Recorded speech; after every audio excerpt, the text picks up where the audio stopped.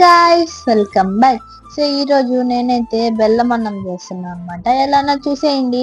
So ముందుగా నేనైతే 1.5 glass దాకా రైస్ తీసుకున్నాను. అందులోకి కొన్ని వాటర్ పోసుకున్నాను.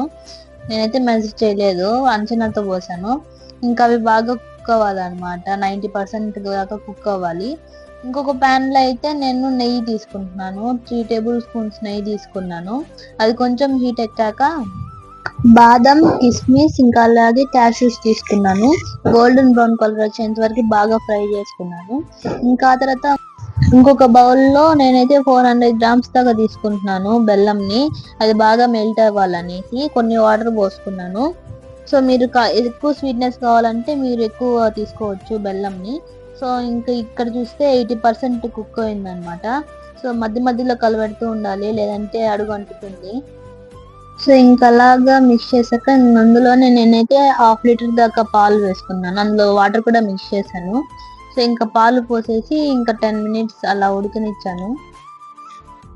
ఇంకా అందులోకే ముందుగా మెల్ట్ చేసి పెట్టుకున్నాం కదా బెల్లంని, ఇంకా ఆ వాటర్ పోసేసి 2 మినిట్స్ బాగా మిక్స్ చేశాను.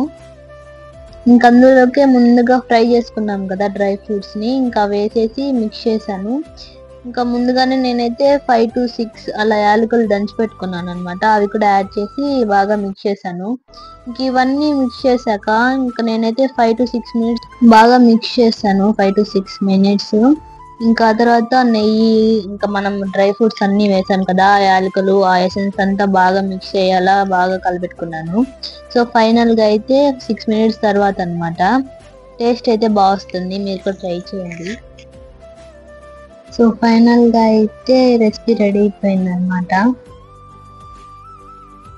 ఫస్ట్ టైం ట్రై చేస్తున్న వాళ్ళు కానీ, ఇంకా ఎవరైనా చేయాలనుకున్న వాళ్ళు కానీ, this video will be helpful.